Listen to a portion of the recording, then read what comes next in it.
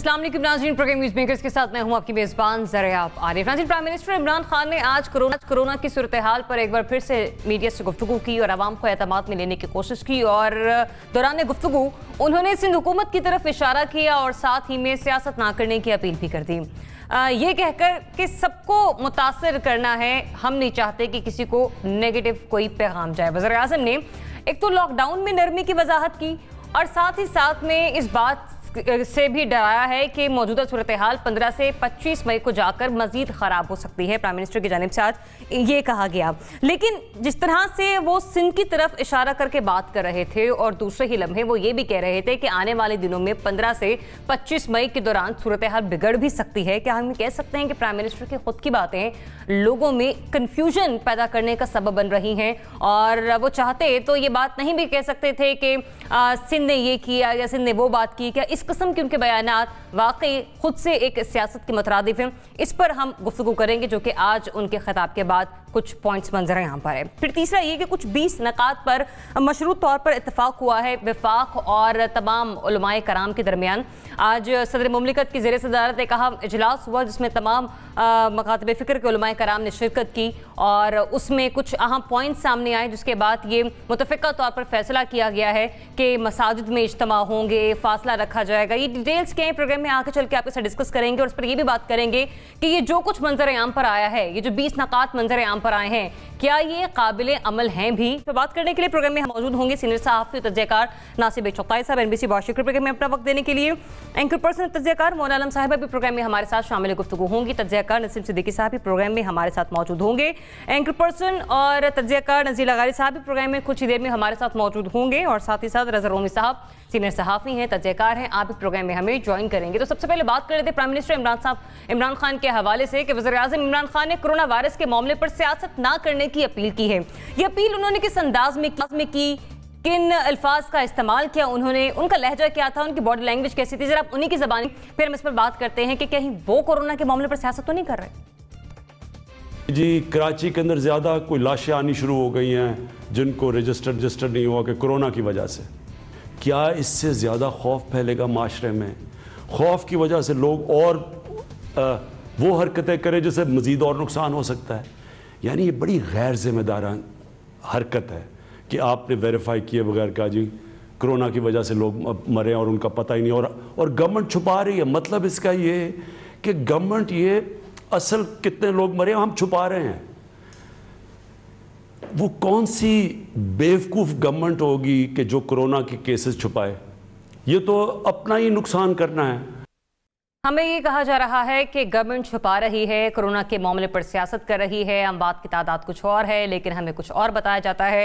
इस किस्म की बातें आज प्राइम मिनिस्टर इमरान खान ने कही हैं। 2 रोज़ पहले इस मामले पर एक बयान भी सामने आया था, ब्रेकिंग हुई, खबर मंजर आम पर आई, लेकिन उसके बाद उस खबर के हवाले से तस्दीक उस तरह से नहीं हो सकी कि जिस तरह से होनी चाहिए थी। लेकिन वज़ीर आज़म ने जिस तरह से सिंध हुकूमत की तरफ इशारा किया, क्या इस तरह के इशारे करके सियासत ना करने की बात को दोहराना, क्या ये बयान अस खुद सियासत नहीं है? नासिब चौताई साहब, प्राइम मिनिस्टर ने जो गुफ्तगू की आज, आप समझते हैं उनकी बातों से, उनके बयानात से ऐसा लगा कि प्राइम मिनिस्टर खुद भी इस मामले पर सियासत कर रहे हैं?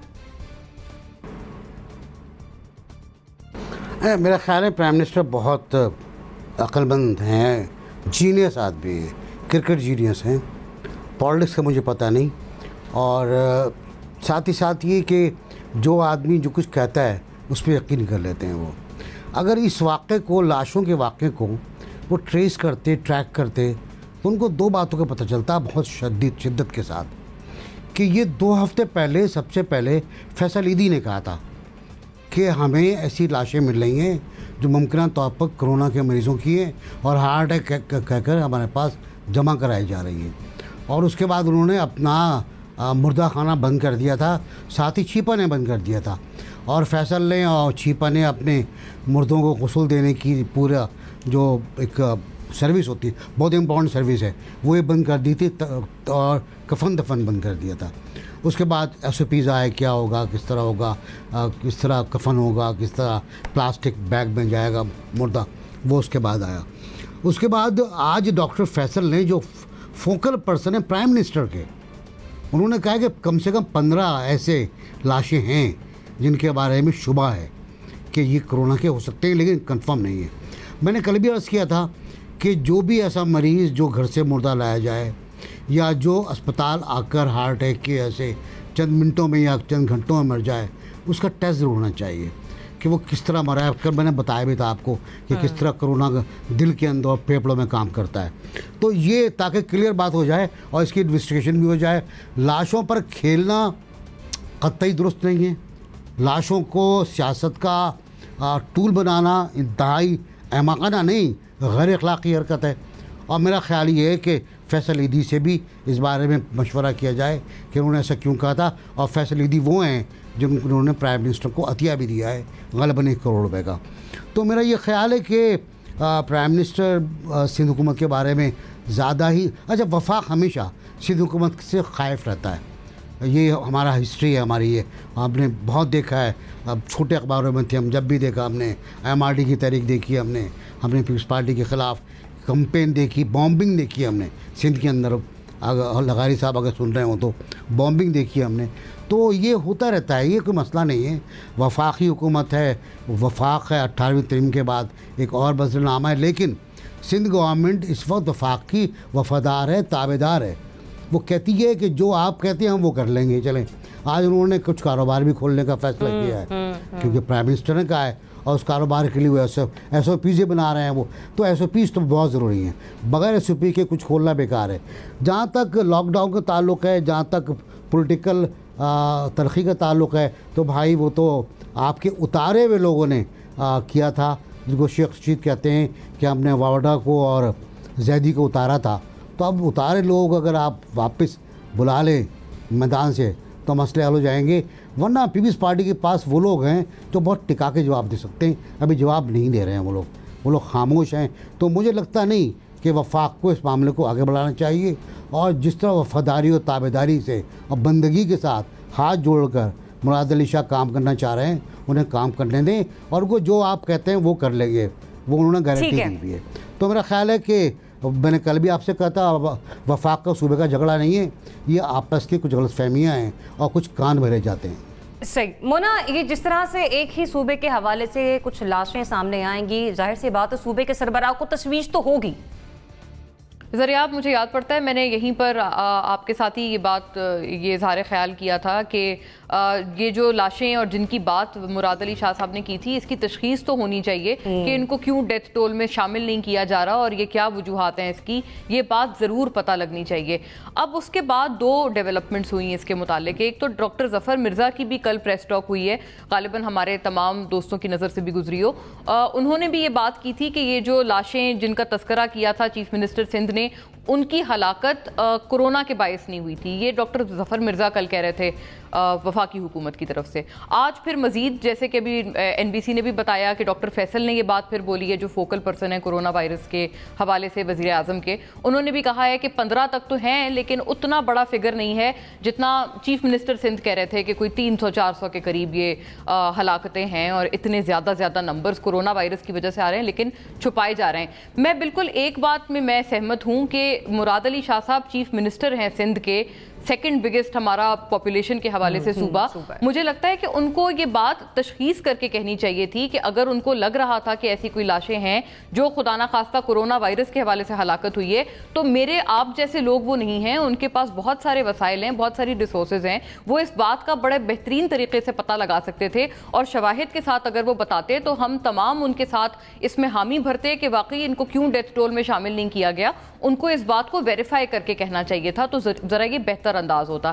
खैर, उन्होंने अपना एक शुबा बयान किया, वो भी ठीक है, उन्होंने शुबा बताया, वो उसकी खुद भी तशखीस कर सकते थे। वज़ीर आज़म इमरान खान की आज की स्टेटमेंट से जो उन्होंने बात की है कि लाशों के हवाले से इररिस्पॉन्सिबल स्टेटमेंट नहीं देनी चाहिए, खुदा ना खास्ता अगर किसी की ज़िंदगी का ज़िया हुआ है, किसी भी वजह से हुआ हो, कोरोना वायरस है या कोई और मर्ज उनको हुआ, उसके बारे में रिस्पॉन्सिबिलिटी के साथ बयान करना चाहिए। ठीक है, अगर वो इस बात का तकाजा एक सिटिंग चीफ मिनिस्टर से कर रहे हैं, ये भी बात उनकी ठीक है। मुझे सिर्फ खदशा इस बात से है जो उनके इर्द गिर्द के लोग हैं, जैसे ये अली जैदी हैं, फैसल वावडा हैं, ये इतने इररिस्पॉन्सिबल प्रेडिक्टेबल और इतने जिसे कहते हैं ना, एक सिर्फ वो एक नंबर बनाने वाले उनके बयानात होते हैं कि सिर्फ ऐसा साफ साफ नज़र आ रहा होता है कि उनकी बातें किसी हक़ाइक़ या फैक्ट्स पर मबनी नहीं होती। वो सिर्फ किसी को खुश करने के लिए या अपनी प्रोमिनेंस बढ़ाने के लिए ऐसी बातें कर रहे होते हैं, ऐसी गुफ्तगू कर रहे होते हैं। फैसल वाडा साहब का तो ECP में केस भी लगा हुआ है डिस्क्वालिफिकेशन के हवाले से। तो मुझे लगता है इस अंदाज से मोहतात होना चाहिए। बिल्कुल कोरोना वायरस के हवाले से सियासत हो रही है, लेकिन वजीर आजम का आज का बयान मैं इस जुमरे में नहीं समझती, लेकिन मैं ये खदशा जरूर बयान करना चाहूंगी कि इसके बाद से जो उनके आसपास के लोग हैं कहीं उनको और पर ना लग जाएं। मोना, इस किस्म के मुशीर और वजीर जो हैं वो फिर हर जमहूरी हुकूमत का सासा होते हैं, माजी में भी हमने देखा। नसीम सिद्दीकी साहब बताएगा, प्राइम मिनिस्टर ने आज खुद जो सिंध की तरफ इशारा किया, ये सियासी बयानबाजी उनकी तरफ से भी थी? देखिए अपना जरिया ये बात कराची में शुरू हुई थी, उससे वाकई एक खौफ व हरास फैल गया था। और जो हेडिंग चल रही थी वो ये थी कि पुरस्रार बीमारी से लोग हलाक हो रहे हैं, या वज़ीर आला सिंध जिस तरह डायरेक्टली आगे टीवी पे उन्होंने भी आके कहा कि जी कोरोना के मरीज़ भी हो सकते हैं, हो रहे हैं। भाई अगर कोरोना के मरीज़ हैं और उनकी डेथ हुई है तो NBC ने बिल्कुल सही कहा है कि पहले आप उनका पोस्टमार्टम कराएं, जो कि सही तरीका है, जो मेडिकल तरीका है, उसकी ऑटोप्सी करवाएं। अगर हमारे यहाँ पे जो है, हमारे मतलब ज़्यादातर मैंने देखा कि नहीं होने देते पोस्टमार्टम। मैं जब यूके में था वहां तो हर डेड बॉडी का पोस्टमार्टम होता, उसके बगैर वो बॉडी वापस ही नहीं करते। अच्छा चले, अगर यहाँ पे फैमिली पोस्टमार्टम नहीं कराना चाह रही तो जिसकी डेथ हुई है उसके जो करीब तरीन लोग थे घर में, आप उनका टेस्ट करें। अगर उनका टेस्ट पॉजिटिव आ जाता है या घर में किसी और का, तो फिर भी आपको कंफर्म हो सकता है कि ये मरीज हो सकता है कि कोरोना से मरा हो। लेकिन मैंने पिछले दिनों देखा, लोगों ने भी कहा कि यार कराची में तो पुरस्रार बीमारियों की जो जानने वाले कराची में रहते हैं वो परेशान हो गए। और सिंध हुकूमत देखिए पॉलिटिकल पार्टी की हुकूमत है, पीपल्स पार्टी, वो वफाक के साथ या PTI के साथ मिल के नहीं चल सकती। वो जब एक यहाँ पे मीटिंग में बैठे होते हैं, मैंने कुछ मीटिंग्स को विटनेस किया है, तो उसमें वो एग्री कर रहे होते हैं, लेकिन बाहर जाते हैं तो फिर उनको अपनी क़यादत की तरफ से भी टेलीफोन आता होगा और उन्होंने पॉलिटिकल बयान भी देने होते हैं। और जैसे प्राइम मिनिस्टर है, सरबराह है इस वक्त मुल्क के वज़ीर आज़म है, उन्होंने अगर एक बात मिसाल दे के की है तो मेरे ख्याल से उन्होंने गलत नहीं किया। उन्होंने कोई सियासत वाली बात नहीं की, उन्होंने छोटा भाई होने के नाते उनको समझाया कि इस तरह की बातें, गो के खुद भी इमरान खान साहब को जब कोई बात बताई जाती है तो बिला तस्दीक के जो है वो आगे भी कई दफ़ा कर देते हैं। तो यही ताकीद उन्होंने वज़ीर आला सिंध को भी की है। तो इसमें मेरे ख्याल से कोई सियासी अंसर मुझे नज़र नहीं आ रहा। और इस वक्त जो दुनिया में माहौल हुआ है, पाकिस्तान में जिस तरह कोरोना का मसाइल चल रहे हैं, मईशत के मसाइल चल रहे हैं, तो मेरे ख्याल से इस वक्त इसके ऊपर सियासत नहीं होनी चाहिए। और पीपल्स पार्टी के जो सरबराह हैं चेयरमैन बिलावल भुट्टो, उन्होंने भी शुरू में यही कहा था कि इस मामले पे हम वज़ीर आज़म और वफाक के साथ चलेंगे, तो उनको चाहिए कि थोड़ा सा उस पर अमल भी करके दिखाएं। यकीनी तौर पर जब ये खबर मंजर आम पर आई थी तो एक मुबहम सी सूरत हाल थी। मीडिया पर तो उस तरह से ये चली और फिर पसे पर्दा चली गई, लेकिन लोगों में इसको लेकर काफ़ी खौफ व हिरास फैली है। तो लगारी साहब ज्वाइन कर चुके हैं हमें। लगारी साहब, प्राइम मिनिस्टर की आज की गुफ्तगू पर, उनके आज के खिताब पर बात कर रहे हैं, जिसमें उन्होंने आज एक बार फिर से CM सिंध के हवाले से भी बात की और सिंध की कारकर्दगी के हवाले से भी बात की। कोरोना से जो पुरस्रार हलाकतें थी उस हवाले से भी उन्होंने जिक्र किया। क्या प्राइम मिनिस्टर ने जो इस तरह की आज गुफ्तगू की है, आप समझते हैं वो खुद बजाते खुद उन्हें वो सियासी तौर पर लेके चले गए इस तमाम सूरत हाल को उस तरफ? मेरे ख्याल में वज़ीर आज़म का मसला है, कोई वो फोकस नहीं है, वो फोकस नहीं कर पा रहे हैं, वो उस मसले को पूरी संजीदगी से नहीं ले पा रहे हैं। जो मसला जो संजीदगी उन्हें 1.5 महीने पहले से होनी चाहिए थी, और अब भी वो इस तरफ नहीं आ रहे हैं कि कितना संगीन मामला है और मुल्क कितने बहरान का शिकार है। सिर्फ मुल्क नहीं, पूरी दुनिया के अंदर एक संगीन बहरान आया हुआ है और ये खतरनाक वायरस है। उसके बारे में हमारी हुकूमत की संजीदगी, वो अब कोई वक्त है भला ये लड़ने का? ये ऐसा टाइम है कि बैठकर वफाक और सूबों की जो है बाहमी लड़ाई छिड़ जाए और जो है वफाकी वज़रा बयानबाजी की तरफ चले जाएं, पॉइंट स्कोरिंग की तरफ जाएं, आग उगलने वाली बात करें जो उस दिन मुराद सईद ने बात की है, या उसके बाद फैसल वाडा जो कुछ कर रहे हैं, जो अली जैदी साहब जो कुछ कर रहे हैं, क्या इस तरह से इस पर भी सियासत हो रही है? तो फिर हो गई सियासत, फिर आपका काम हो गया। नेक्स्ट टॉपिक की तरफ चलते हैं नाज़रीन। आज प्राइम मिनिस्टर इमरान खान और उलमाए कराम के हवाले से जो एक खबर गर्दिश कर रही थी कि रमज़ान के हवाले से जो सूरत हाल है उसको कंट्रोल करने के लिए कोई दरमियानी रास्ता सामने आना चाहिए। अब उस दरमियानी रास्ते के हवाले से अगर हम बात करें तो एक 20 नकात पर मबनी एक पूरी फहरिस्त है जो कि तैयार की गई है और उसमें कहा गया है कि ये तमाम नकात हैं, लेकिन मशरूत तौर पर उन पर इत्तफाक हुआ है। ताहम उन नकात के हवाले से अगर हम बात करें तो उसमें यह भी कहा गया है कि तरावी होगी और नमाजों और इत्तिकाफ के हवाले से भी मौसर लाए अमल तैयार किया जाएगा। साथ ही साथ ये कहा गया है कि जो लोग नमाज पंजगाना की अदायगी करेंगे मसाजिद में जाके, वो दरमियान में 6 फीट का फासला रखेंगे। नमाजी जो हैं वो घरों से सुन्नतें पढ़कर वहां पर जाएं ताकि जो सिर्फ फराइज की अदायगी है उसे मौसर और मुमकिन वहां पर बनाया जा सके। लेकिन ये जितने भी पॉइंट्स हैं, टोटल 20 पॉइंट्स हैं, क्या इस पर अमल दरामद करवाना ये पॉसिबल होगा? उलमा और हुकूमत के दरमियान तय पाने वाला जो मुआहदा है, क्या ये काबिल अमल है भी? नासिर भाई चुकाई साहब, आप की तरफ आऊंगी। सबसे पहले बताएगा, ये जो 20 नकात सामने आए हैं, इन पर हम अमल पैरा हो सकते हैं? वाकई ये मुआहदा काबिल अमल है कोरोना के केसेस को देखते हुए, कोरोना की सूरत हाल को देखते हुए? देखिए ज़रिया, आप कभी तो तारीफ़ कर दिया करें आप। मैंने 2 दिन पहले कहा था तरावी भी होगी, इत्तिकाफ भी होगा, जुमा भी होगा और नमाज भी हुआ करेगी, कहा था ना मैंने आपसे। तो अब इफ्तार शहर बाकी रह गया है, वो भी हो जाएगा। जब आप इत्तिकाफ कर रहे हैं आप, तो इत्तिकाफ करने वाला सहरी करता है। जब इत्तिकाफ कर रहे हैं आप तो वो इफ्तार भी करता है, और इफ्तार के लिए उसके घर से सामान आता है, उसके घर से बच्चे भी आते हैं सामान लेकर, तो वो तो एक तरफ हो गया। 5 वक्त नमाज होगी, बिल्कुल होगी, बिल्कुल तय हो गया। और फासला जितना भी तक रखें आप। तरावी होगी, तरावी 20 रकत होती है तकरीबन, बाज़ जगहों पर मुख्तलिफ है, लेकिन 20 रकत आमतौर से होती है जो पढ़ी जाती है, और 1 से 2 घंटे लगते हैं। तो 1 से 2 घंटे वो आपके बिज़ी हो गए। अब वो 6 फीट 4 फीट रह जाए, 3 फीट रह जाए, आपस में बातें करने करीब आ जाए, जो भी हो वो उसमें होता है। और उसमें बच्चे भी आते हैं जो पिछली सफ़ों में होते हैं। हम लोगों ने बड़ी शरारतें की है इस तराफी के उसमें। तो ये सब कुछ होना है, और मेरा ख़्याल ये है कि हमें अब इस्लामी कॉन्फ्रेंस से रब्ता करना चाहिए। वक्त आ गया है कि उनको हम बताएं कि हम सही हैं, आप गलत थे। मक्का में आप गलत हैं, मदीने में आप गलत हैं, आपके सारे फतवे गलत हैं, आपके तमाम जो आपने फ़ैसले दिए हैं दीनी फ़ैसले वो गलत हैं। नमाज बंद करने के, मदीना बंद करने के, मक्का बंद करने के, करबला बंद करने के, नजफ़ बंद करने के, उक़म बंद करने के, ये सब फैसले गलत हैं। हमारी सुनिए अब आप, और आप शिकायत करें, और ये भी शिकायत करें आप कि हिंदुस्तान ने 3 मकामात पर कर छापे मारकर नमाज जुमा में बैठे हुए लोगों को गिरफ़्तार किया है। ये भी शिकायत करें कि अक़लियतों के साथ ज़्यादती हो रही है, क्योंकि आप एक फ़ैसले पहुँच गए। आप एक फ़ैसले पहुँच गए कि नमाज भी होगी, तरावी भी होगी, और फिर ज़रा ईद की नमाज भी होगी। ईद की नमाज उसके बाद तो होगी, तो सब वही होगा जो मैंने आपसे 4-5 रोज़े पहले कहा था। तो मेरा तो ख्याल है, मैंने बचपन में एक बस देखी थी, और बड़ी अजीब व गरीब बस थी। वो ढांचा उसका था, उसमें हर तरफ से धुआं निकल रहा था, और उस पर शेर लिखा हुआ था, ना इंजन की खूबी न कमाल ड्राइवर, चली जा रही है खुदा के सहारे। तो भाई चले जा रहे हैं खुदा के सहारे। अल्लाह हम पे रहम करे, करम करे, और हमारी इबादत को कबूल करे जो भी इस हालत में कर रहे हैं।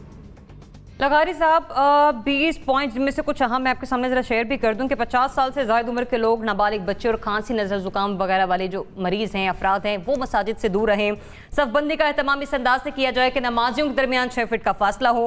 लाजिम है कि मास्क पहनकर मस्जिद और इमाम बारगाह में तशरीफ़ लाएँ और किसी से हाथ ना मिलाएं, बगलगीर ना हो। नमाज की अदायगी मुकम्मल करने के बाद आप झमघट्टा लगा के इज्तिमा की सूरत में, मजमे की सूरत में वहां पर मौजूद ना हो, गुरेज किया जाए। ऐसा पॉसिबल हो पाएगा?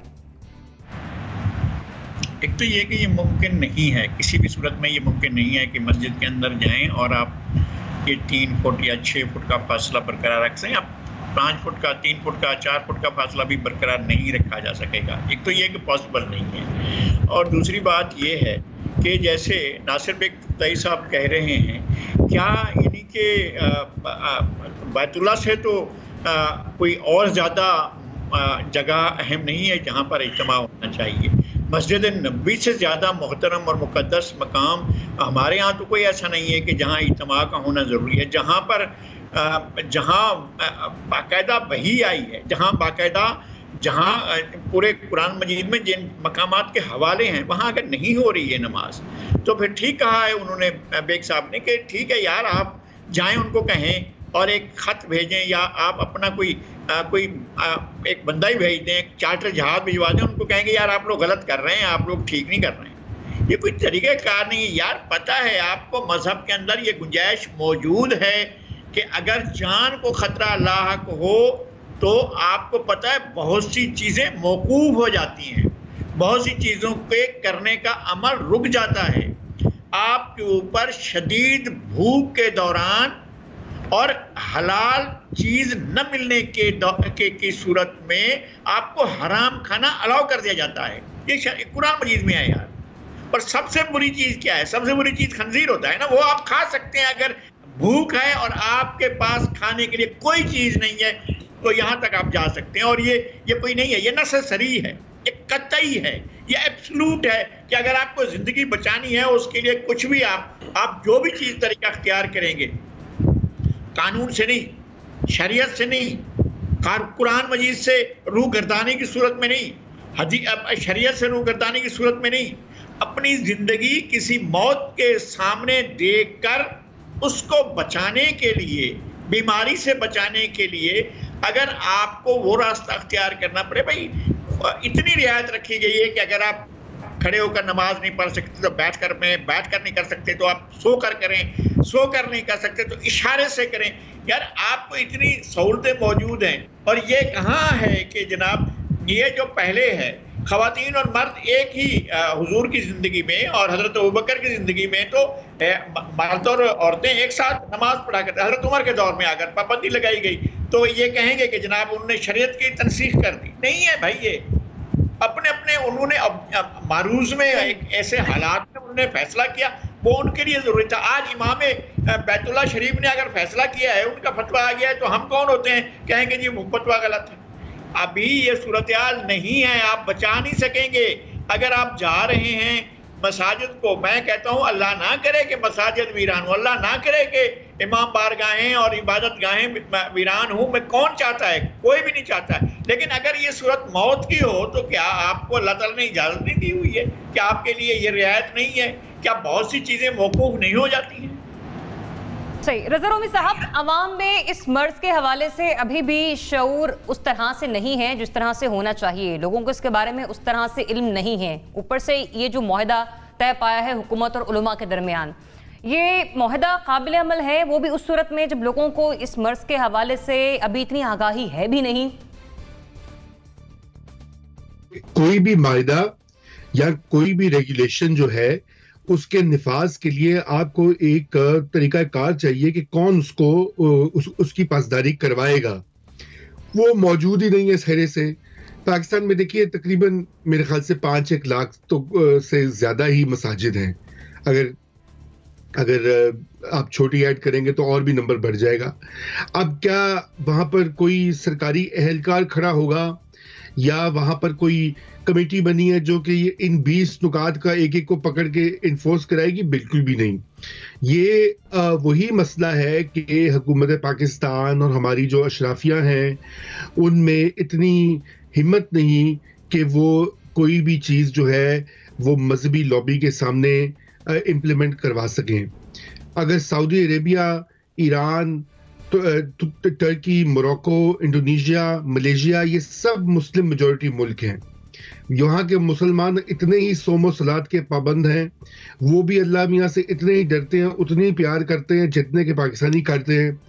मगर ख़ास है पाकिस्तानियों की और जो पाकिस्तानी उलमा हजरात की हट धर्मी कि वो लोगों की ज़िंदगियों को दाव पे लगाना चाहते हैं।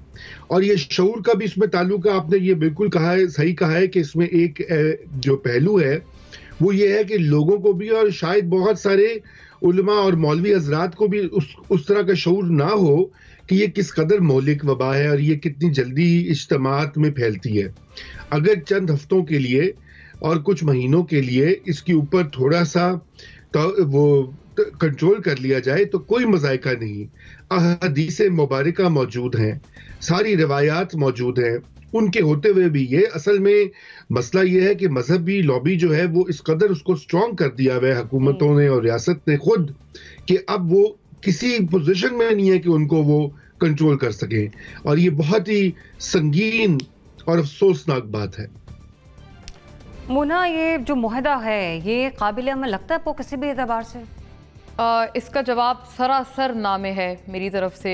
मैं अफसोस होता है मुझे कि इतना खूबसूरत मज़हब और इतना लीनियंट मज़हब जितना दीन इस्लाम है, कितनी चीज़ों की अलाउंस है, अभी बहुत हमारे तमाम दोस्तों ने बयान की है। उसके होने के बावजूद भी हमारे यहाँ पर जो ठेकेदार बैठे हैं मज़हब के, वो एक ऐसा परसेप्शन इतने खूबसूरत मज़हब का देते हैं जैसे कि ये शायद सबसे मुश्किल मज़हब है। गिरजाघर बंद हैं, मंदिर बंद हैं, चर्चेस बंद हैं, कोई गुरुद्वारे बंद हैं, लेकिन मसाजिद बंद नहीं हो सकती। और दुनिया भर में मसाजिद भी बंद हैं। काबा बंद है, मदीना मुनव्वरा तमाम, नजफ़ बंद है, करबला बंद है, तमाम बंद हैं, रोज़ा रसूल सल्लल्लाहु अलैहि वसल्लम बंद है। लेकिन यहाँ पर सिर्फ पाकिस्तान के लिए, हमारे मसाजिद के लिए कोई अनोखा कानून जी लागू किया जाए कि इनको इजाज़त दे दी जाए। मुझे सबसे पहले तो ये बात है कि इसमें 2-3 बातें हैं जो आज सदर आरिफ अलवी ने इनके साथ बात करते हुए कही, जो उन्होंने एक प्रेस टॉक की। एक तो उन्होंने कहा कि इसके ऊपर अमल दरामद को हम यकीनी बनाएंगे, जो उन्होंने 20 नुकाती एजेंडा दिया है। मुझे बताएं कौन अमल दरामद यकीनी बनाएगा? आप क्या मसाजिद जाकर या आप इमाम बारगाह जाकर ये चीज़ को यकीनी बनाएंगे कि वो लोग कंप्लाई कर रहे हैं? इतनी निटी ग्रिटी से ये कौन यकीनी बनाएगा? आप तो संभाल ही नहीं सकते हैं जब एक कोई मॉब आ जाए या कोई एक झुंड की सूरत में लोग आके एक जगह जमा हो जाएं। आपने क्या मनाजिर नहीं देखे कि जब जुमे के इज्तिमात रोकने के लिए पुलिस वालों ने कोशिश की, कराची से वीडियोज़ इतनी वायरल हुई, तो उस वक्त क्या उनके साथ किया गया, कैसा सलूक उनके साथ लोगों ने किया? औरत मर्द होने का भी उन्होंने कोई शर्म लिहाज पर्दा ना रखा। SHO खातून जो थी उनके साथ क्या रवैया इख्तियार किया गया? तो आप कैसे ये चीज़ इनको पाबंद करेंगे? दूसरी बात आज सदर साहब ने यह भी की कि अगर सिचुएशन हाथ से बाहर निकल गई और अगर अलार्मिंगली नंबर्स बढ़ गए तो उसके बाद हम इस फैसले को वापस ले लेंगे। उनको क्या इस बात का इल्म नहीं था कि अगर अलार्मिंगली नंबर्स बढ़ गए माह रमज़ान के टाइम पर, तो उस वक्त लोग अपनी इबादत करेंगे, रमज़ान को ऑब्जर्व करेंगे, या फिर इस फैलाव को रोकेंगे और इस वबा को रोकेंगे जो कि आग की तरह फैल चुकी होगी उस वक्त, खुदा ना खास्ता, इस माशरे में? ये 2-3 सवाल थे जो उन्होंने खुद अपनी इस प्रेस कॉन्फ्रेंस के जरिए उठाए हैं। ये किसी सूरत डूएबल नहीं है। बस आखिर में सरकार दो आलम मोहम्मद सल्लल्लाहु अलैहि वसल्लम की एक रिवायत है जो बयान करना चाहती हूँ। उनके साथ के एक साथी थे उनके, जो कहीं पर उनके साथ जा रहे थे आगे, तो उन्होंने अपने ऊँट को बांधा नहीं। तो आप सल्लल्लाहु अलैहि वसल्लम ने उनसे पूछा कि आपने क्यों अपने ऊँट को नहीं बांधा? तो उन्होंने कहा कि क्योंकि ये अल्लाह के सुपुर्द है, अल्लाह इसकी हिफाजत करेगा। आप सल्लल्लाहु अलैहि वसल्लम ने उसको कहा, अपने साथी को कहा कि आप पहले ऊँट को बांधें, फिर उसके बाद अल्लाह पे तवक्कुल करें। यानी पहले अपनी तरफ से अपना काम पूरा कर लें, फिर अल्लाह पे तवक्कुल करें। ये कोई दीन, कोई मजहब, कोई इंसानी साइंस, कोई इस चीज़ की इजाज़त नहीं देता जो माशाल्लाह से पाकिस्तान में काम हो रहे हैं। नसीम सिद्दीकी साहब, आप ये देखें, मुझे तो ये हैरानी होती है कि ये कौन लोग हैं? ये ब्लैकमेलर्स हैं। सबसे पहली बात ये कि गवर्नमेंट ब्लैकमेल हो रही है। इमरान खान ने जब कहा कि मैं किसी करप्ट को बर्दाश्त नहीं करूंगा, करप्शन के ख़िलाफ़ थे, तो उनको चाहिए कि इसी तरह वो ये जो ब्लैकमेलर्स हैं इनके भी ख़िलाफ़ होते हैं। हुकूमत की कमज़ोरी है क्या? इन्होंने स्कूल बंद करते हुए स्कूल की जो है वो कोई कमेटी बुलाई थी, इन्होंने यूनिवर्सिटीज़ बंद की, बाकी इदारे बंद किए, क्या इन्होंने बुला के किसी के साथ मुआहदे किए थे? इनके साथ क्यों मुआहदे किए जा रहे हैं? कौन लोग हैं ये शर फैलाना चाहते हैं, ये बीमारी ज़्यादा पाकिस्तान में फैलाना चाहते हैं। बिल्कुल जिस तरह मेरे साथियों ने कहा, इनके अंदर शऊर ही नहीं है। ये अगर कुरान पढ़ लें तर्जुमे के साथ, हदीस पढ़ लें और थोड़ी सी हिस्ट्री भी पढ़ लें, तो दुनिया में इस तरह की वबाएँ आई हैं और उनको इसी तरह रोका जाता है कि आपको डिस्टेंस करना पड़ता है। जैसे रज़ा भाई ने कहा, कौन इनको जाके चेक करेगा कि मस्जिद में ये 6 फुट फासले से खड़े या 2 फुट फासले से खड़े? मोना ने जो मिसाल दी, वहाँ तो पुलिस वालों की पिटाई हो गई। तो ये तो किसी तरह नहीं मानेंगे। आप ये देखें कि जिसकी तरफ खाना काबा मुबारक की तरफ हम मुँह करके नमाज पढ़ते हैं, वो बंद है आजकल। आप लोगों को क्यों समझ नहीं आ रही? आप लोगों को क्यों मारना चाहते हैं? वही बंद है। और आपको ये समझ नहीं आ रही, आपने कहाँ से इस्लाम को ड्राइव किया? जहाँ से इस्लाम को हमने लिया है, जहाँ से सारी मिसालें आती हैं। बिल्कुल सही कहा नज़ीर लगारी साहब ने, नासिर बेग चुगताई ने, कि हमने सारी जो इस्लाम है वो तो मदीना और मक्का से निकला है। वहाँ की मिसालें दी जाती हैं, वहाँ की हमें जो कहानियाँ बताई जाती हैं, वहाँ की सारी मिसालें होती हैं। तो ये किस तरफ जाना चाहते हैं? और ये देखिएगा, ये होगा, ये आप रमज़ान आने दें, जब इनका इज्तिमा बढ़ेगा, बीमारी बढ़ेगी, लोग मरेंगे, फिर इनको शायद थोड़ी सी उस वक्त अकल आ जाए कि किस वजह से मना किया जा रहा था। इनको बिल्कुल समझ नहीं आएगी। ये मुआहदा बिल्कुल हवा में उड़ जाएगा और ये किसी की बात मानने वाले नहीं है। बिल्कुल NBC, फिर मैं ब्रेक की तरफ मुझे जाना है। हाँ, मैं थोड़ी सी वजाहत करना चाहता हूँ। मेरे चारों दोस्तों ने यस पे जवाब दिया है। अगर आप गौर करें, मेरा जवाब भी यस में है। क्या काबिल अमल है, सवाल ये था आपका। क्या बिल्कुल दुरुस्त है ये मुआहदा, ये सवाल नहीं था। सवाल था क्या काबिल अमल है। काबिल अमल है। रियासत हथियार डाल चुकी है। रियासत ने अपने आप को सुपुर्द कर दिया है। बिल्कुल सही, बिल्कुल इन लोगों के आज भी और पहले भी। चलें, मैं आपसे ये अर्ज़ करना चाहता हूँ कि ये काबिल अमल इसलिए है कि रियासत ने उनसे मुआहदा किया है हाथ जोड़ के। क्या बताएं क्या चाहिए आपको। उन्होंने कहा जी हम ये कर सकते हैं, ये कर सकते हैं, ये कर लें, आप ये कर लें, बड़ी मेहरबानी होगी। तरावीह पढ़ लें, आप नमाज भी पढ़ लें, नमाज जुम्मा भी पढ़ लें। वो बेसिक कॉन्सेप्ट फिज़िकल डिस्टेंस का ख़त्म हो गया। नंबर 2, हुकूमत खिलाफ वर्जी पर बंद कर सकेगी, कार्रवाई कर सकेगी। अरे छोड़े यार, कहाँ कार्रवाई कर की आपने? कब की कार्रवाई? क्या आप में इतनी हिम्मत है कार्रवाई करने की? इसलिए काबिल अमल है कि आप कार्रवाई नहीं कर पाएंगे, वो अमल करते रहेंगे। ये फिल्में तक नशर नहीं कर सकते इन लोगों की इजाजत के बगैर। जनाब, चौथी बात मैं अर्ज़ कर रहा हूँ कि हमने इस रियासत को ज़िया-उल हक़ के ज़माने में, लोगों को बुरा मानेगा, मैं माफ़ी मांगता हूँ, ज़िया-उल हक़ के ज़माने में इस रियासत को हमने मौलवियों के हवाले कर दिया था कि वो जो चाहें करें। और आज फिर मुझे लगता ही है कि वही सूरत हाल है। एक ज़माने में हमने मलिक, एक इदारा था हमारा फाटा में जो पूरे फैसले करता था, उसको हटा के हमने वहाँ मौलाना साहब को लगा दिया था। तो फाटा का हशर क्या हुआ वो आपने देख लिया। आज फिर वही सूरत हाल लग रही है कि फ़ैसले सदर आरिफ अलवी नहीं कर रहा है, फ़ैसले प्राइम मिनिस्टर इमरान खान नहीं कर रहे, फैसले कुछ और कर रहा है, और वो हमारे मुनीबुर रहमान साहब भी हो सकते हैं। चलें ठीक है एनवीसी, आपने बात काबिले अमल होने की बोली, तो जिस पर्सपेक्टिव में मैंने तमाम तज्ज़ियाकारों की राय जानी वो ये कि मुआशरती रवैये और फितरी तौर पर हम तमाम लोग ऐसे हैं, मतलब हमारे मुआशरे में ऐसे इंसान बसते हैं कि जिन्हें जिस काम से करने से रोका जाए वो बज़िद हो जाते हैं और जिद दिखाने बैठ जाते हैं और वही काम कर। कोरोना के मामले पर भी अब तक बारहा यही कहा जाता रहा कि आपकी कॉपरेशन सबसे पहले दरकार है। अगर अवाम हुकूमत का साथ देंगे तभी ये लॉकडाउन, जुज़वी लॉकडाउन, इस पर इम्प्लीमेंट किया जा सकता है। मुझे बढ़ना चाहिए प्रोग्राम में ब्रेक की तरफ। ब्रेक से वापस आते हैं तो उस खतरे के हवाले से आपको आगाह करते हैं जो कि प्राइम मिनिस्टर इमरान खान आज दे रहे थे कि 15 से 20 मई के दौरान, 25 मई के दौरान क्या कुछ हो सकता है, उस पर बात करेंगे। Stay tuned.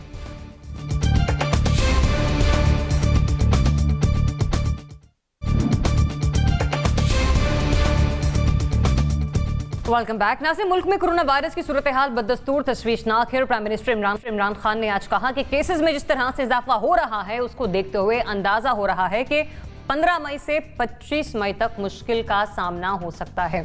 दूसरी तरफ यही हुकूमत मुल्क में लॉकडाउन में नरमी भी कर चुकी है और हर दिन के साथ मजीद नरमी करती चली जा रही है। एक तरफ बड़े खतरे का अंदिया जो कि प्राइम मिनिस्टर खुद दे रहे हैं, दूसरी तरफ लॉकडाउन में नरमी वो भी प्राइम मिनिस्टर ने की। लेकिन क्या ये तजाद पर मबनी पैगाम अवाम में तजब्जुब बढ़ाएगा? Mona, starting with you. एक तरफ लॉकडाउन में नरमी है हमारे पास और एक तरफ केसेस की तादाद बढ़ रही है, साथ ही साथ ही इंदिया भी दिया जा चुका है कि 15 से 25 मई के दरमियान सूरत हाल मुख्तलिफ हो सकती है। यह अवाम में तजब्जुब बढ़ाएगा? ज़रियाब, ये बिल्कुल मिक्स्ड सिग्नल्स हैं। जैसे वज़ीर आज़म ने आज पहले उन्होंने यही बात की कि टुवर्ड्स मिड या एंड में इसका मज़ीद एक स्पाइक आएगा। उसके बाद दूसरी बात वो ये भी जस्टिफाई करते हुए वज़ीर आज़म नज़र आए, उन्होंने कहा कि इसलिए हमने यहाँ पर थोड़ा खोला है ये तमाम मामला ताकि कोई रिजेंटमेंट ना हो जाए। और एक बात उन्होंने कही कि मज़दूरों के पास जो रजिस्टर्ड मज़दूर हैं उनका तो हमारे पास डेटा ही नहीं है, तो इस वजह से वो अपनी ज़िंदगी में जो सस्टेन करना उनका काम है वो कर पाएँ और डेली कमाएँ, डेली खाएँ, ये चीज़ हम कर क्योंकि हम घर घर जाकर इमदाद नहीं दे पाएंगे क्योंकि रजिस्टर्ड लोग नहीं हैं। ये यकीनन मिक्स्ड सिग्नल्स हैं। मुझे इस बात की शिकायत है कि जो 15 से 25 मई की उन्होंने बात की है कि स्पाइक आएगा, इस स्पाइक को रोकने के लिए चलें ठीक है आपने रिलैक्सेशन दी, मुआशी रिलैक्सेशन की ज़रूरत है। अमेरिका में भी रिजेंटमेंट बढ़ गई है, कुछ स्टेट्स में लोग सड़कों पर आ गए हैं कि खोलें, सब कुछ खोलें, ये सब हो रहा है, हम समझते हैं इस बात को। लेकिन इसके होते हुए अमल दरामद या वायलेटर्स के खिलाफ क्या एक्शन होगा? अमल दरामद को कैसे यकीनी बनाया जाएगा? जो खिलाफ वर्जी करेगा उसके खिलाफ क्या एक्शन लिया जाएगा? कोई इस हवाले से कोई हमारे पास प्लान ऑफ एक्शन नहीं है जो आज वज़ीर आज़म ने बात की है। और एक जो बात है ना, ये आए रोज़ हमें सवाल में उलझ जाते हैं, कौन सियासत कर रहा है कोरोना के मसले पे, कौन सियासत कर रहा है। आज असद उमर ने ये बात कही PM के साथ ही बैठकर, उन्होंने कहा हमारे साथ कुछ और अग्रीमेंट होता है। जो आज़ाद कश्मीर के प्राइम मिनिस्टर हैं जिनका ताल्लुक नून लीग से है, राजा फारूक हैदर, वो भी होते हैं। पीपल्स पार्टी के भी चीफ मिनिस्टर सिंध होते हैं मुराद अली शाह, लेकिन वो वहाँ पर हमसे सहमति करते हैं, अग्री करते हैं, और बाहर जाकर वो कुछ और बयान देते हैं। इसका once and for all solution निकालें। मैं आपके तवज्जुद से ये प्रपोज करना चाहती हूँ कि इन कैमरा सेशंस रखें इन लोगों के। इस यूजलेस डिबेट में हमारे पास ना जाने का वक्त है, ना हमारे पास इतना दिमाग है। हमें खुदा के लिए कोरोना पे फोकस करने दें, अवाम को भी फोकस करने दें, और मिक्स्ड सिग्नल्स नहीं दें। लगारी साहब बताइए, ये जिस तरह दिया प्राइम मिनिस्टर ने, ये तजब्जुब बढ़ाएगा अवाम में? यकीनन, इसलिए कि एक ही आदमी की एक से ज़्यादा बातें तो ज़ाहिर है बेचैनी भी बढ़ाएंगी और बातें भी बनेंगी, और लोग ये भी समझेंगे कि ये हो क्या रहा है, मजाक हो रहा है। कि आप कह रहे हैं कि आगे इतनी बड़ी मुसीबत आ रही है, लेकिन ठीक है हम कारोबार भी छोड़ रहे हैं, कैसे, यानी आप क्या कर रहे हैं? मैं कहता हूँ कि मुझे बहुत से ज़माने याद हैं जब हमने बाकायदा पाकिस्तान के कई इलाकों में और बड़े वसी और अजीज इलाकों में हमने कहत साली देखी है, और कहत साली ऐसी सख्त देखी है जब इंसानों का बचना मुहाल था, उसके बावजूद इंसान बचे थे। बड़ी तादाद में अमवात भी हुई थी, लेकिन लोग बच भी गए थे। नहीं मिल रहा था अनाज, मुझे याद है, कुछ खाने को नहीं मिल रहा था। कैसे गुजारा किया था, कैसे जिए थे, कैसे बच्चे जिए थे, ये अंदाज़ा भी है, लेकिन उसके बावजूद बहुत बड़ा नुकसान नहीं हुआ था, बड़ी अमवात नहीं हुई थी। अब के बाहर एक वायरस है, वो आ रहा है और वो दुनिया भर में फैला हुआ है, दुनिया भर में उसकी अमवात हो रही है, लेकिन उसको आप कंट्रोल कैसे कर रहे हैं? आपका तर्ज अमल क्या है? आपका तर्ज अमल ये है कि हुजूम होना चाहिए, मसाजिद भी होनी चाहिए, इबादत गाहें भी होनी चाहिए, और वहाँ पर लोगों को जाना भी चाहिए। मगर आपके अभी मुझे शायद रज़ा रूमी साहब कह रहे थे कि शायद 5 लाख मसाजिद हूँ। आप चलें मेरे पास साथ, घर जो 8 घरों की बस्ती है वहाँ भी एक मस्जिद है। 8 घरों की एक बस्ती में भी वहाँ पर भी मस्जिद मौजूद है। अगर आप इस तरह से खोल रहे हैं तो आपका मैनेजमेंट सिस्टम ही नहीं है। मैं कहता हूँ एक मौजे के अंदर कम से कम 100 गांव होंगे, यानी हर गांव जो है वो तकरीबन 40-50 अफराद की या 50-60 अफराद की आबादी का होगा, हर मौजे में होंगे। आप एक मौजा नहीं होगा, एक मौजे में, एक यूनियन काउंसिल में 8 या 7 मौजे होंगे।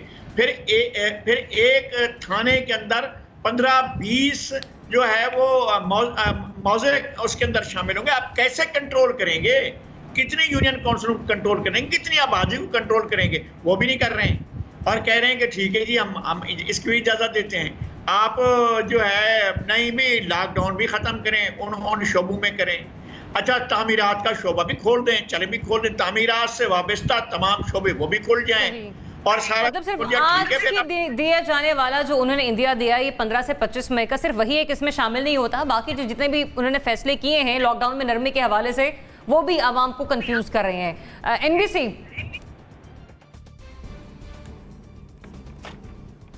देखिए, मैं तो ये बयान सुनने के बाद वाकई डर गया। आप इल्ज़ाम लगा रहे हो मुराद अली शाह के ऊपर कि वो खौफ फैला रहा है। खौफ तो प्राइम मिनिस्टर फैला रहा है हमारा।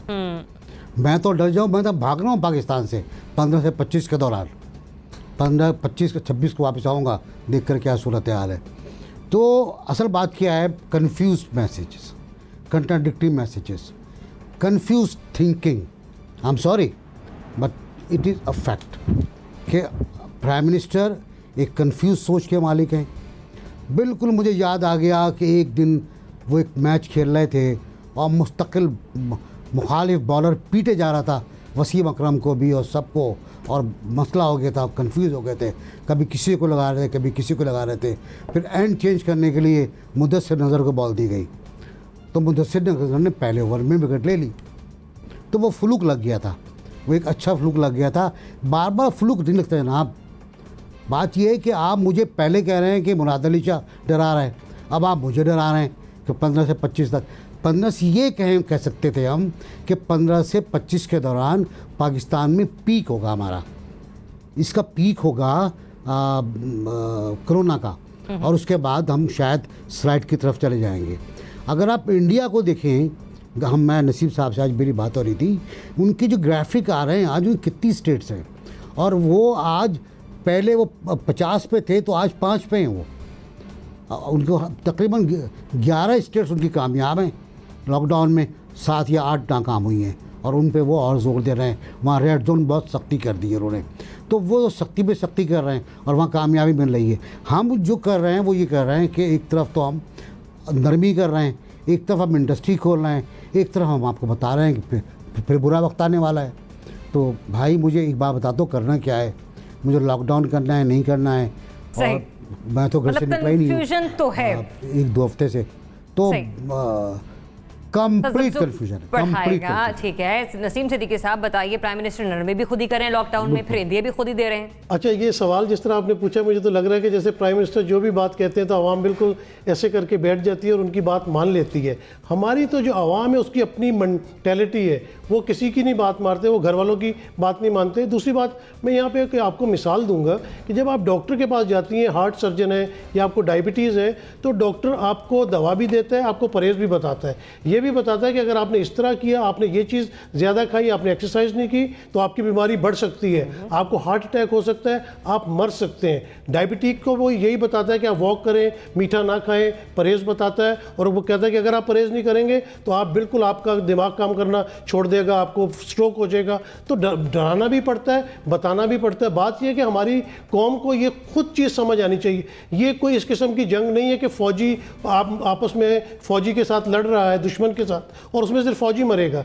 इसमें तो हर कोई मरेगा, मुसलमान होगा, ईसाई होगा, हिंदू होगा, ये सब की जंग है। तो इसमें हमें खुद से सोचना है। इसमें तज़ब्बुब का शिकार तो पूरी दुनिया है। आप देखें बोरिस जॉनसन ने क्या किया, जो कि एक बहुत बड़ी जमहूरियत के प्राइम मिनिस्टर हैं, और वहाँ बड़ी समझदारी के साथ फैसले किए जाते हैं। आप ट्रंप को देख लें, जो इतने फैसले अमेरिका के होते हैं, या जिस तरह वो बातें कर रहे थे, तो तज़ब्बुब तो है। लेकिन बात यह कि हमें मैसेज उससे क्या मिल रहा है, आवाम को मैसेज लेना चाहिए कि बिल्कुल उन्होंने सही बताया। क्योंकि जब प्राइम मिनिस्टर के मीटिंग्स करते हैं, उनके साथ डॉक्टर्स भी बैठते हैं, उनके साथ दूसरे लोग भी बैठते हैं, और वो सारे फैक्ट्स एंड फिगर के साथ उनको डिटेल बता रहे होते हैं। तो वो यही बताना चाह रहे हैं कि अभी हमें भी किसी चीज़ का नहीं पता, क्योंकि ये एक नई बीमारी है, नया वायरस आया है। अभी इसमें एक्सपेरिमेंट जब 2 साल गुजर जाएंगे तो पता चलेगा कि एक्चुअल क्या होना है। तो जो अंदाजे डॉक्टर लगा रहे हैं कि ये बढ़ भी सकता है, काम इसलिए खोलने पड़े। आप देखें कि लॉकडाउन की इतनी मुखालफत करते करते मुराद अली शाह पे भी अब इतना प्रेशर है कि उनको ढीला करना पड़ रहा है, क्योंकि यहाँ पे मईशत का बुरा हाल है। लोग घरों में नहीं बैठ रहे, जिनके कारोबार बंद हैं उनसे आप पूछिए कि उनको क्या क्या मसाइल हो रहे हैं। हमें तो इसलिए नहीं हो रहे कि हम तो रोज़ दफ्तर आ रहे हैं। जो बंदे 15-15 दिन से घर में बैठे हैं, SOPs हमें बनाने होंगे, और ये हमें खुद बनाने होंगे, हुकूमत के कहने की बात नहीं है। जो WHO ने बताया है, या दूसरी कंट्रीज़ में जिस तरह आप आहिस्ता आहिस्ता देखें कि उन्होंने कहा कि लंदन की जो ट्रांसपोर्ट है उसको हम खोल रहे हैं, जो आना चाहता है, लेकिन मास्क के बगैर आप नहीं आ सकते। तो हमें SOPs के साथ चलना पड़ेगा। तो तज़ब्बुब में तो इस वक्त पूरी दुनिया है। रोमी साहब, देखिए, पहले भी ये बात हो रही थी, जो है हमेशा ये मकूला है कि जब आप एक क्राइसिस की सिचुएशन में होते हैं तो आपकी जो सलाहियतें होती हैं, जो आपकी काबिलियत होती है, वो सामने खुलकर आ जाती है। यही हाल लीडर्स का होता है, हुक्मरानों का होता है। इस वक्त पूरी दुनिया जो है वो एक बड़ी शदीद क्राइसिस की लपेट में है, वबा से भी और माशी जो अबतरी पूरी दुनिया को मुतासर कर रही है, सब उसे जबरदस्त है। मसला ये कि हमारे वज़ीर-ए-आज़म साहब जो हैं, उनका ये इस वायरस की आमद में और ये जो सारा कुछ हुआ है, इसमें उनकी सलाहियतें भी बड़ी खुलकर सामने आ गई हैं। अभी पहले सेगमेंट में आपने जिक्र किया था कि वो सिंध हुकूमत पर भी उन्होंने कुछ वही बात की जो उनके वुज़रा काफ़ी दिन से कर रहे हैं। अब आप खुद ये बताइए कि क्या ये मुनासिब बात है, कि क्या ये सही वक्त है कि आप सियासी जो इम्पेरेटिव्स हैं उनको तरजीह दें और मुल्क में एक इत्तेहाद की कैफियत ना पैदा करें, जबकि मुल्क को सबसे बड़ी ज़रूरत इस वक्त एक कॉमन की और यूनिटी की है। और यही हाल, ये कभी डराने का, कभी लॉकडाउन खोलने का, ना खोलने का, आधा तीतर आधा बटेर वाला काम जो है वो नहीं चलेगा। आपको अवाम को बिल्कुल गाइड करना है, डराना भी होता है और साथ साथ वो इक़दामात सारे उठाने होते हैं, चाहे वो फैसले कड़े भी हों, क्योंकि जब आप वो उठाते हैं कड़े फैसले भी और आप लोगों को में इंस्पायर करते हैं कॉन्फिडेंस और लोग आपका साथ देते हैं, ऐसी बात नहीं है। लेकिन यहाँ पर एक पॉलिसी की कंफ्यूजन का भी शिकार हम दिखाई दे रहे हैं और दूसरी सबसे बड़ी बात है कि इस वक्त सियासी जो शोबदाबाजी है वो सबसे आगे बढ़ रही है। अब मसला ये हो गया हुआ है कि सिंध में चूंकि कारकर्दगी जो है बेहतर रही है बाकी सूबों से, कम से कम रिस्पॉन्स की सूरत में, तो वो पीटीआई को मुसीबत पड़ गई है कि वही पार्टी जिसको वो बुरा भला कहते आए हैं 15-20 साल से कि करप्ट हैं, चोर हैं, नालायक हैं, आज वो उनका मीडिया क्यों उनकी तारीफ कर रहा है और मुबस्सिर की तारीफ कर रहे हैं, क्योंकि उससे सारा जो पीटीआई का बयानिया है वो खराब हो गया है और पीटीआई पे लोग तारीफ कर रहे हैं क्यों नहीं पहले जी। या तो इमरान में तो नहीं तारीफ हो रही कहीं हर तरफ जी। तो मसला ये है कि ये सारा बयानिया जो है, एमकेएम में तो वजीर हैं, एमकेएम के तो चलिए रज़ा रूमी साहब, आप समेत तमाम बाकी तज्जियाकार ये इस बात पे इत्तफाक कर रहे हैं कि प्राइम मिनिस्टर ने जो आज बयान दिया है वो यकीनी तौर पर आवाम में तजब्जुब भी बढ़ाएगा, आवाम को कंफ्यूज भी, क्योंकि जो उन्होंने बयान दिया, जो उनकी स्टेटमेंट है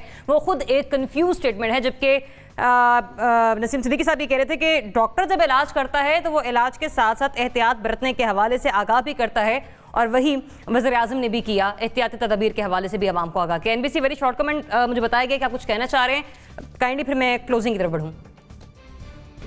मैं सिर्फ ये कहना चाह रहा हूँ कि हम होम डिलीवरी खोल रहे हैं फूड स्टफ़ की, खाने की और खाने पीने की चीज़ों की। इस सिलसिले में लोग बहुत एहतियात से काम लें। हिंदुस्तान में ये काम हो चुका है और वहाँ एक डिलीवरी बॉय ने 77 फैमिलीज़ को अफेक्ट किया है और उसके साथ 17 लड़के और थे। उन 17 ने कितनों किया होगा वो हिसाब लगा रहे हैं, तो इसका बहुत ख्याल रखें। तो हमें यही से अंदाज़ा कर लेना चाहिए कि लॉकडाउन में नरमी जो है वो हमारे मफाद में भी हो सकती है और हमारे नुकसान में भी हो सकती है। इसी के साथ प्रोग्राम से मुझे दीजिए इजाज़त। नाज़रीन, अल्लाह हाफ़िज़।